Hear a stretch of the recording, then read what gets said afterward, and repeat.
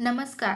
आजच्या व्हिडिओमध्ये मी तुम्हाला चंद्रग्रहणाचे कोणते नियम आहेत, त्याचप्रमाणे चंद्रग्रहणाचा रक्षाबंधनवरती काय परिणाम असेल, चंद्रग्रहण हे कोणकोणत्या भागामध्ये दिसणार आहे, याबद्दलची संपूर्ण माहिती सांगणार आहे.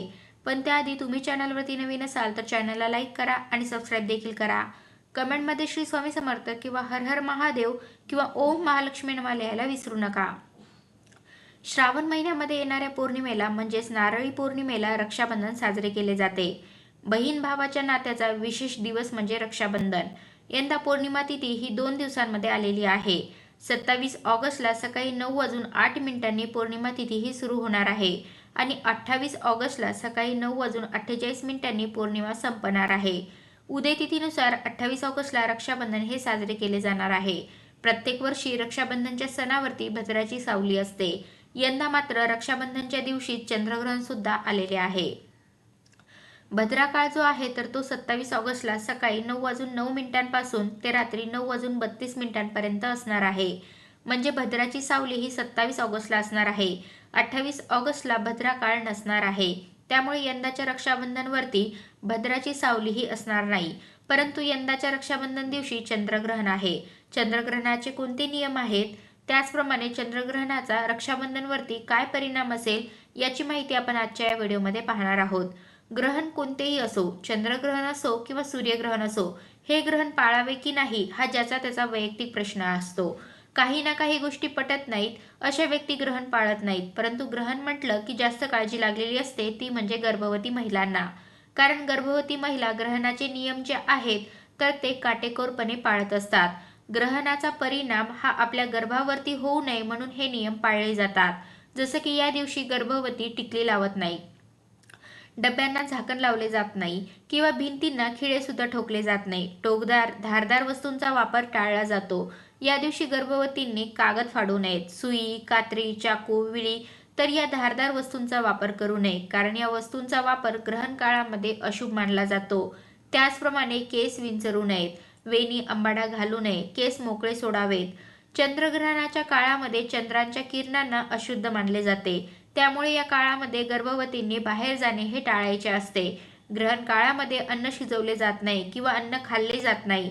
अगोदर जे अन्न आपण बनवलेले आहे तर त्यामध्ये तुळशीपत्र जे आहे तर ते ठेवले जाते, ज्यामुळे आपले अन्न हे शुद्ध राहते. कारण तुळस ही अन्न शुद्ध ठेवण्याचे काम करत असते. ग्रहण काळामध्ये झोपू नये, पायाची तिळी टाकून बसू नये, बोटे मोडू नयेत, नखे केस कापू नयेत असे सुद्धा सांगितले जाते. आणि ग्रहण काळामध्ये जास्तीत जास्त नामस्मरण करावे. हनुमान चालिसा, गायत्री मंत्र तर याचे पठण करावे. हे सर्व ग्रहणाचे नियम आहेत. सूर्यग्रहण असो वा चंद्रग्रहण, तर हे नियम ज्या व्यक्तींना ग्रहण पाळायचे आहे तर त्या व्यक्तींसाठी असतात. आता यंदा 28 ऑगस्टला जे चंद्रग्रहण होणार आहे तर या चंद्रग्रहणामध्ये चंद्र हा 95 ते 96% पृथ्वीच्या गडद छायेखाली येणार आहे आणि यामुळे हे चंद्रग्रहण अत्यंत खास असणार आहे. 28 ऑगस्टचा दिवस हा विशेष असणार आहे. भारतीय परंपरा वेळेनुसार 28 ऑगस्ट 2026ला शुक्रवारी सकाळी 6:53 ग्रहण सुरू होणार आहे आणि ग्रहणाचा मध्य हा सकाळी 9:43 असणार आहे आणि ग्रहण समाप्ती दुपारी 12:32 असणार आहे. हे ग्रहण उपछाया स्वरूपामध्ये सुरू होणार आहे. एकूण ग्रहणाचा काळ हा 5 तास 38 मिनिटं असणार आहे. प्रत्यक्ष ग्रहण कालावधी 3 तास 18 मिनिट असणार आहे आणि उपछाया सुरू आणि उपछाया समाप्ती 2 तास 20 मिनिट असणार आहे. आणि या ग्रहण काळामध्ये चंद्राचा रंग हा थोडासा तांबूस किंवा थोडासा लाल दिसण्याची शक्यता आहे. ग्रहण हे कोणकोणत्या भागामध्ये दिसणार आहे, तर ग्रहण हे युरोप, पश्चिम आशिया, आफ्रिका, उत्तर अमेरिका, दक्षिण अमेरिका, पॅसिफिक, अटलांटिक, हिंदी महासागर, अंटार्क्टिका तर या ठिकाणी दिसणार आहे. भारतामध्ये ग्रह काळ जेव्हा असणार आहे तर त्यावेळेला दिवस असणार आहे, रात्र नसणार आहे. त्यामुळे भारतामध्ये हे चंद्रग्रहण दिसणार नाही. जेव्हा चंद्रग्रहण होते तर त्यावेळेला ज्या ठिकाणी त्या काळामध्ये रात्र असते तर त्याच ठिकाणी ते चंद्रग्रहण दिसत असते आणि भारतामध्ये मात्र 28 ऑगस्टच्या चंद्रग्रहणाच्या वेळेला दिवस असणार आहे. त्यामुळे भारतातून हे चंद्रग्रहण दिसणार नाही.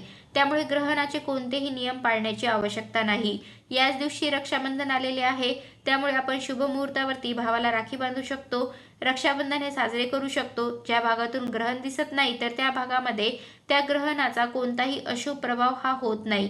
त्यामुळे भारतातून हे चंद्रग्रहण दिसत नसल्यामुळे या दिवशी आपण रक्षाबंधन हे साजरे करू शकतो. त्याचप्रमाणे ज्या गर्भवती आहेत तर त्यांनी सुद्धा कोणतेही नियम पाळण्याची आवश्यकता नाही. तर अशा प्रकारे आजच्या व्हिडिओमध्ये मी तुम्हाला चंद्रग्रहणाचे कोणते नियम आहेत, त्याचप्रमाणे चंद्रग्रहणाचा रक्षाबंधनवरती काय परिणाम असेल, चंद्रग्रहण हे कोणकोणत्या भागामध्ये दिसणार आहे याबद्दलची संपूर्ण माहिती सांगण्याचा प्रयत्न केला आहे. कसा वाटला तुम्हाला माझा आजचा व्हिडिओ कमेंट करून नक्की सांगा आणि कमेंटमध्ये श्री स्वामी समर्थ किंवा हर हर महादेव किंवा ओम महालक्ष्मी नमः लिहायला विसरू नका. धन्यवाद.